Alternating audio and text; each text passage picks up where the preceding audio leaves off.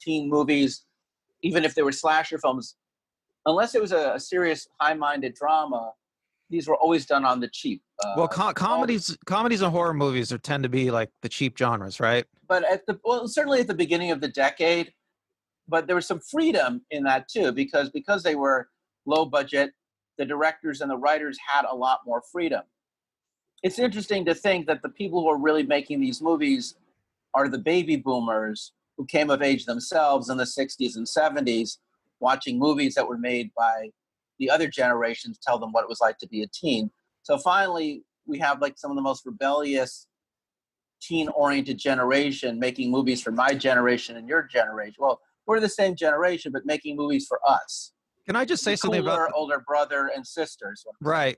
Yeah, I totally get that sense too. I mean, I was thinking the same thing. I mean, I feel like a lot of these movies are made by people who grew up in the 70s, and the 70s was a much more free and open era. You know, there were less pressures on kids. I mean, drug use, sex, and even though supposedly economically things are worse, crime was worse, but watching these movies in the 80s as a kid in the 80s, it's just, a lot of them, it feels like a different universe, doesn't it? Well, they bring a real adult sensibility to the way they depict teen living, because now, but then just as a contrast, and right in the middle of the decade are two movies that I think are really worth talking about, not because of their being edgy at all, but because they're just so damn sweet. And there's something about them that just, they're throwback films in some senses, but they're really worth talking about. And I'll talk about the first one, which is 1985's The Sure Thing.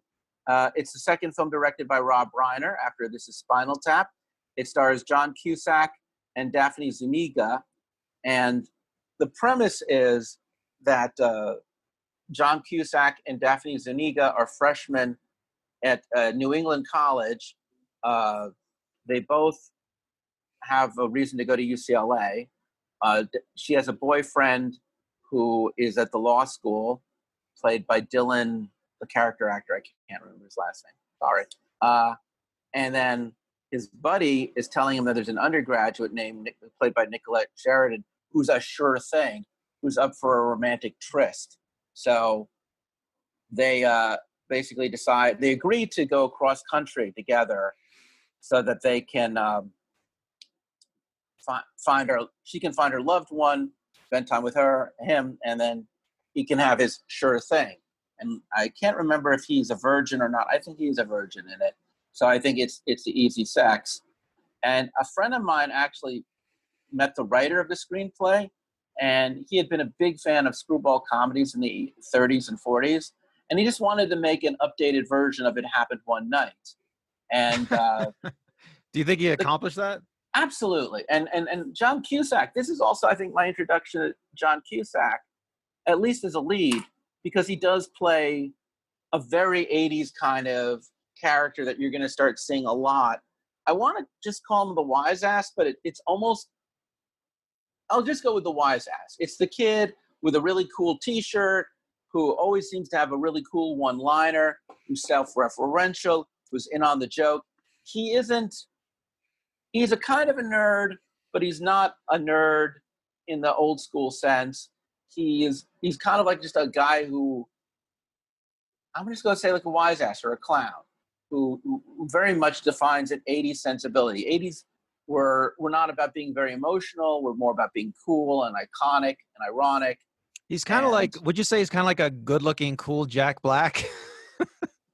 Yeah, actually. And Jack, absolutely. And he started with Jack Black in High Fidelity, I think. Were they both? Yeah, right.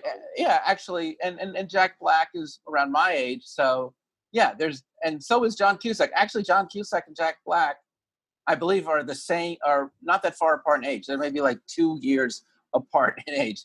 So, it's just that it's just the one broke earlier than the other, to be honest with you. Because and John Cusack is a more traditionally handsome guy versus Jack Black. But even in the 80s, a traditionally handsome guy was still playing a nerdy type. I met John Cusack in real life. The guy's 6'2". He's built like a freaking linebacker. No, I didn't know that. But he was able to project a certain kind of lanky goofiness, really the goofy clown. is really what I'm saying. He's a goofy clown guy. He's going to become very much a part of an 80s style comedy. I will fall in love with that style. I am in college when I see this, but I'm a freshman in college. So again, I totally key into it. At this point, I also have a fantasy about LA. I liked Daphne Zuniga. I thought she did a great job. She's smart. She's funny. She matches Cusack well. I think she's actually one of the best people ever to be cast against John Cusack. I also think, unlike all the other films I've mentioned, which are really more about the point of view of, Valley Girl. Valley Girl's also pretty. No, I honestly think more than any of the films that we've mentioned up to this point, there's a really good pairing of two different actors and two different characters who are really having chemistry and holding their own. I think Deborah Foreman and Nick Cage do a great job, but Nick Cage is such a cool dude, and he's such a grown-up teen. And Deborah Foreman is such a popular girl that these are the kids who I would almost dream about more than identify with. Whereas I could completely identify with the John Cusack character, and I could very much identify the kind of girl that the Daphne Zuniga was playing. Though technically the Sure Thing, the Nicolette Sheridan character, she is the fantasy. And again, it is very much a good coming-of-age film. The film that you saw the next year is Lucas from 1986. You want to talk about that for a bit? Well, Lucas is another one of these movies about the nerd, and he's a nerd. The protagonist in the movie, the nerd character, is he's way too smart for a kid. But He's it's like a way sweet too film, precocious. right? It's kind of sweet, but there are some scenes that are really strange. What's the story about? I've never seen it. Tell me what it's about. I think it's about a nerdy kid who joins the football team to prove something. And he gets the girl, and I mean it's He's an awkward kid, though, right? yeah, but he's super brainy, and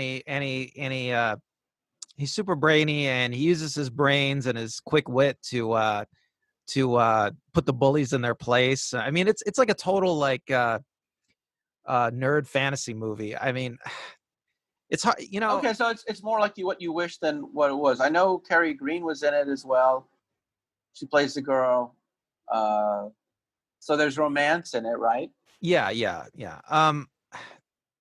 It's I kind of a remember pain. people. I feel like, because I didn't see it till a little bit later, but I feel like I remember friends of mine liked it a lot at the time. But it's kind of a painful movie to watch. I mean, How from what I so? remember, just because there's all these scenes where the nerd, gets his revenge, his comeuppance, and they're just completely ridiculous. They're unbelievable. There's no way that could happen. But it just seemed like everyone says it's a sweet film. I remember when it came out, all these girls like, oh, you should see it's a sweet film. I remember meeting Carrie Green. She went to college with my sister, and I'm like, damn, I really should have seen that movie so I could say, hey, you were really good in Lucas. But instead, I'm like, I don't know. I heard good things. There are romantic scenes between the nerd boy and the girl that are kind of sweet, but I think they even talk about evolutionary psychology in some of the scenes, which is all right, but I don't know. It's very awkward. It's a very awkward movie. Like the whole movie is just strange and awkward. And I think strange and awkward.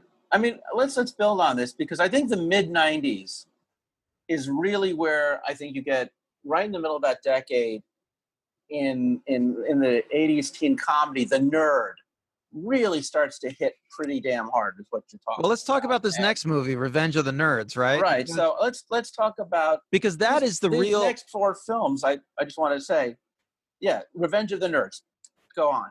Yeah, that's the quintessential nerds get their revenge movie. I mean, it's called Revenge of the Nerds, and Yeah, it really I've never seen it, but man, that movie when it came out, it was so freaking popular. it's a great It was movie. so popular, and I Right. deliberately did not see it because It's a great movie. I want to identify with nerds. It's a great movie. It's funny, entertaining, and like I was saying before, I don't know if kids today even have a nerd concept anymore. I mean, they all have. What is the All movie kids about? all kids have a computer in their pocket. They're Yeah, all nerds yeah. now. I don't know. That's true. You don't know. That's a good point. I mean, Everybody's to a be nerd now. to be a Nerds were just nerd- the to be a cultural nerd- cutting edge. to be a nerd in the 80s was not a good call, even though computers were starting to become a big way of establishing yourself. They were entering our lives. The kids who were good at computers definitely had the edge. And there was a lot of nerd culture. There was all the Star Treks and Star Wars and Dungeons and I Dragons. remember, listen, yeah, Dungeons. I remember, okay, in the 80s, not everybody had a computer. I remember telling a girl in my high school, and she ended up being the valedictorian of our high school, the smartest girl in the school probably. And I asked her if she liked playing video games. Yeah. She never And played video games, never but you played know video what? games. That's But a really everybody good today plays video point. games on their phone. By the mid 80s, the nerd, because you're right. I think this is a very good stop, but it's a good midpoint, which is that as the 80s is progressing from the beginning to the middle, a lot of nerdy things are becoming more common, more popular. I know that I started playing Dungeons and Dragons in the early 80s. Video games became better, cheaper, more accessible. Arcade games became more accessible, cheaper, better. Uh, Computers. I got a computer. I didn't get a computer in 84, but I started using my college's computer in 84. And I certainly had friends who had computers in 84. And definitely by 85, everyone I knew was writing their papers on a computer. Almost no one was using a typewriter. So, yeah, there was a lot of things to nerd out on. There were a lot of fantasy books and sword and sorcery. There were all sorts of games, Star Trek, old Star Trek, Star Wars. There was a lot of nerd culture, and I, it was I definitely more out in the open by the mid '80s. well, I look around today, and almost everybody, all the young kids today, almost all of them, I feel like are nerds now. I mean, they're all on Twitter talking about, uh, you know, philosophy, as it pertains to race, especially in class now. Um, but on message boards, computer message boards, internet message boards are all on the internet. I mean, everybody has email, everybody has Facebook, whatever. I mean, it, everybody's very nerdy now. I Yeah, mean, I mean, I I if would say that, but in the '80s, you could be a lot more nerdy than you could be in the '70s, and by the middle of the decade, because so many things like technology were starting to become cool. The things I just mentioned, video games were becoming cool. Uh, Knowing how to use your computer became cool. Also, the new wave movement, which was very popular, especially in high school, was a very nerdy look. Elvis Costello with his glasses, the bright colors, the geometric patterns, the short hair. Uh, it was as cool. It was. I mean, even if I think nerds never looked any cooler or had as many cool nerd avatars as they did in the 80s. And certainly when you see the kind of characters that we're about to cover, but we'll start with even like John Cusack, which is the cool nerd. Uh, the nerd was become, and maybe that's because the people who write screenplays and make movies were nerds themselves in the 70s and high school, and they're just writing, in some sense, their own revenge fantasy. So, Revenge of the Nerds, does that take place in high school or college? It takes place in college. Yes. So But, that's another good nerd is it movie like that an Animal House kind of thing where they're the yeah, it's just kind of like the nerd version of Animal House. I mean, like that. Those two movies, Revenge of the Nerds and Animal House, they're interesting to contrast because they're both about fraternity houses, right? That are right, fighting against the establishment. But right, and the Animal House fraternity is not that mainstream either. I mean, that the Animal House fraternity is almost the 70s nerds, almost. right. I mean, there's really not much of a nerdy construct in the 70s. The Well, I mean, in Animal House, or Flounder, played by Stephen Dorff, and the other character who joins, I can't remember his name, but played by the guy who did Amadeus, they're the nerdy boys who join Delta House. And in the process of joining the fraternity, they become cool frat boys, which actually around this period of time is actually when I'm in college. And that was a very popular movie with 18-year-olds and teenagers but again, it came from the 70s, so that was our point of reference. Whereas Revenge of the Nerds really was one of the college movies made for quote unquote my generation. And let me just So say one more thing about Revenge of the Nerds. Revenge of the yeah, Nerds is interesting in that they Revenge of the Nerds is one of the more interesting movie about quote unquote nerds because the nerd construct, because they try to incorporate all these different types of nerds. You know, there's a gay black nerd. There's a nerd oh that wow, there's nerds that like music. There's nerds that like math. There's nerds they're nerds in all sorts of different subjects, right? That are all into different things. There's one nerd, he ends up liking sex. He's just like a sex nerd, which is an actual nerd. so And, you do know, he's they good. And that's where they get the sex into the movie. do anything with science in that movie?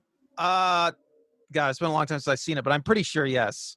I'm pretty So sure. because I want to pick the next, because this movie falls into another mid 80s subcategory, and I do honestly think it's because at this point personal computers are entering the market, and being good at computers is actually a way you can achieve status in high school and college. So around that same time, you have a movie called Weird Science, which comes out in 1985, uh, about these two geeky high school students who build the perfect woman. Well, they're You saw that nerds. movie. They're They're nerds. nerds. And you know what? And Weird Science is kind of like a takeoff on Frankenstein, except instead of making Frankenstein, these two kids make uh, the most attractive woman possible using And their in fair, computer. but you know what? I know it sounds really sleazy and cheap, but And it it's is. because no, it's not because Kelly LeBrock does a great job as that woman. The Kelly LeBrock, I can't remember the name of the actress now who plays her, but she teaches them a lessons about life. So it's She it, it, it's she is actually a such very a good actress conservative. in this movie. Like Yeah, she makes this movie. Like if it wasn't for her, this movie probably would have been just well, another Bill crazy Pullman, ass B movie. who plays the older military brother, is brilliant in it as well. He's It great. stars Anthony Michael Hall, who is it's actually very interesting because he's going to make a career playing nerdy kids throughout this decade. I can't remember the other kid, That's another interesting but thing, the older brother. So that's the interesting thing about it because the older brother character is an attempt, I think, to create a character that's the opposite of the nerd.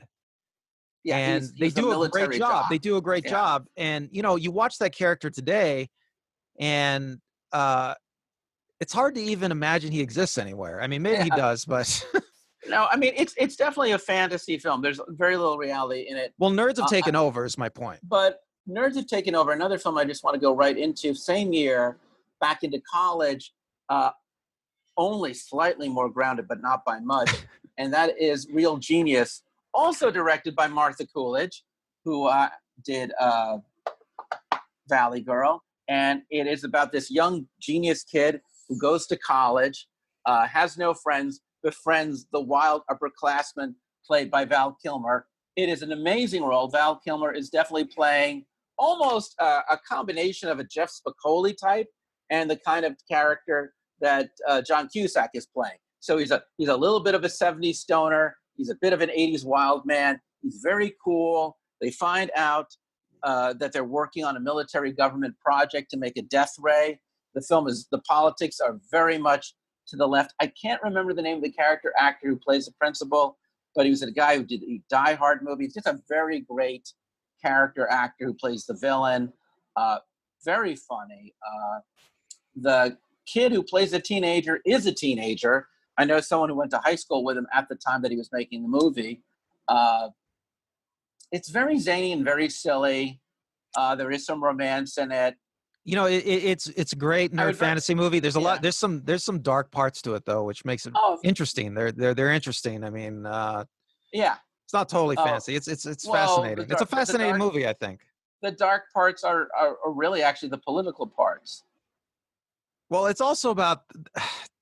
I guess I'll ruin it for everybody. There's a character in the movie that he's a nerd that gets burnout. You know, he pushes himself too hard, and that's a very interesting character in the movie. I forgot all Um, about that, to be but it's the honest with dark. you.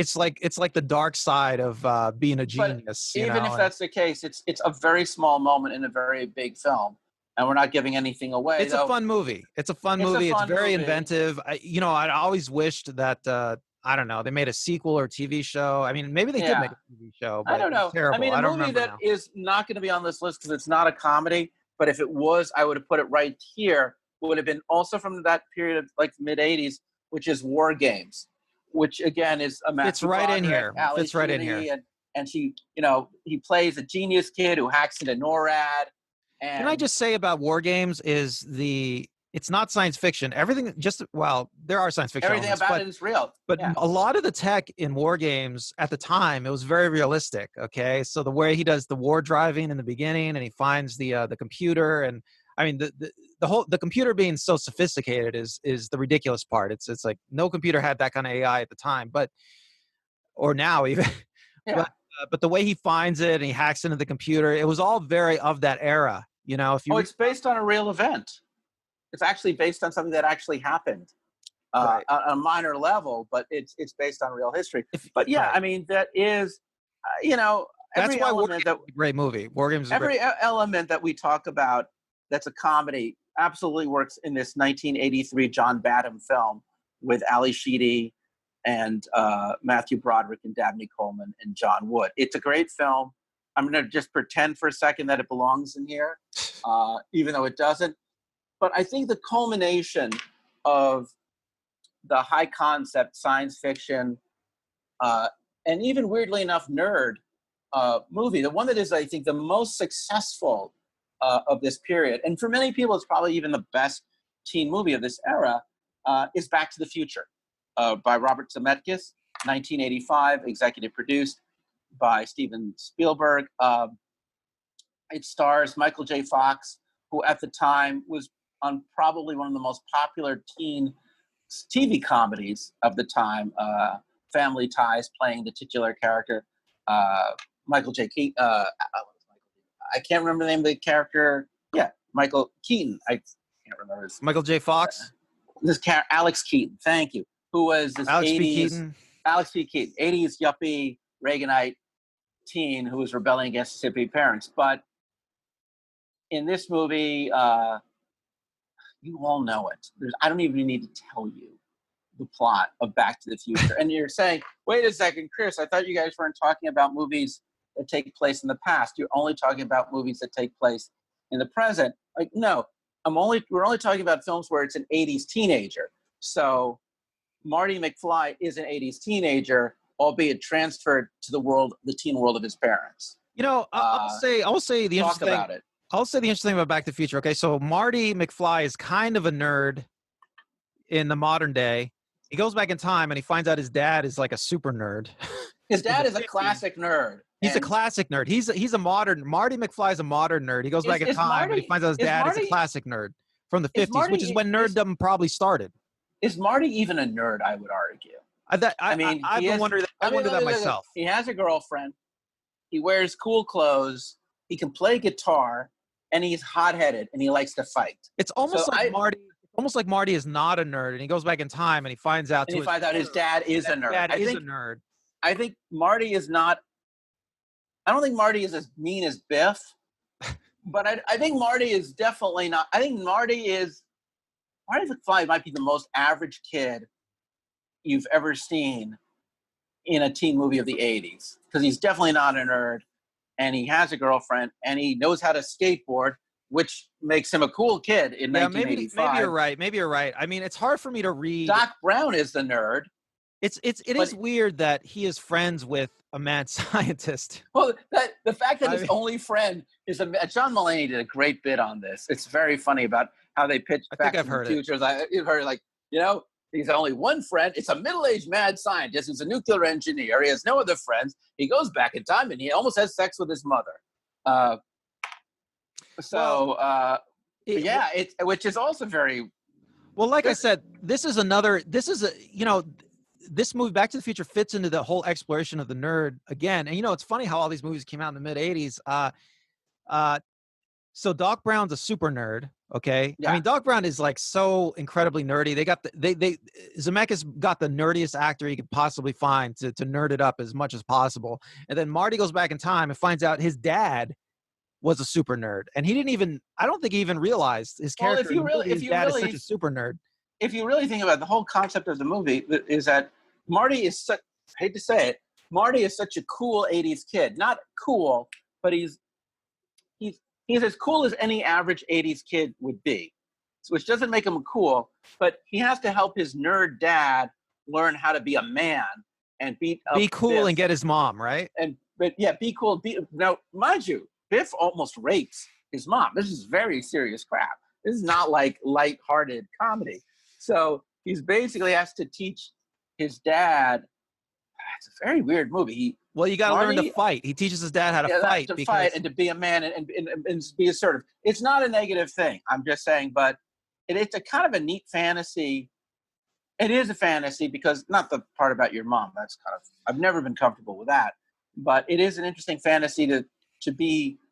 The roles are reversed. As opposed to your dad teaching you how to be a man, you're teaching your dad how to be a man. And I realized a movie that could have been on this same list, and I completely forgot, would have been Peggy Sue Got Married. But in Peggy Sue Got Married, she's a grown-up who goes back to the 60s to the life of a teenager. And therefore, it's not entirely really a teen comedy about what it's like to be a teen in the 80s, which is why it's not on this list. Let me ask you something, Chris. We're only about like halfway through, but we're almost done, actually, folks. Okay, but it just strikes me like I knew we were going to talk about this, but it strikes me so much how all these movies are about the nerd construct, and I almost don't understand why it's such because the nerd construct with movies of this era. Well, in comedy, an outsider is always the protagonist. Often the protagonist of a comedy is an outsider. And comedy is often about taking on the establishment. And in the 60s and 70s, I think the anti-establishment kid was the bad kid, the outsider, the poor kid, the kid who was antisocial, the kid who was into rock and roll. Whereas a lot of the nerdy people who got into filmmaking wanted to tell their story about what it was like to be the awkward kid, the awkward girl, the awkward boy. It's really nice. I mean, there's a lot of really strong directors in this who are female. There are a lot of strong actresses who are females. I don't think of this as a single-sex genre, though the nerd part that we're covering right now has hit pretty hard on dudes. So only one last thing I want to say about Back to the Future that's very important historically is it's the most expensive movie made at that time about teens. It's the most profitable teen movie made at that time. And it absolutely changes. It's one of the two, I'd argue it's one of the two game-changing teen comedies of the decade, because from that point moving forward, every studio is just cranking out teen movies and going into high concept.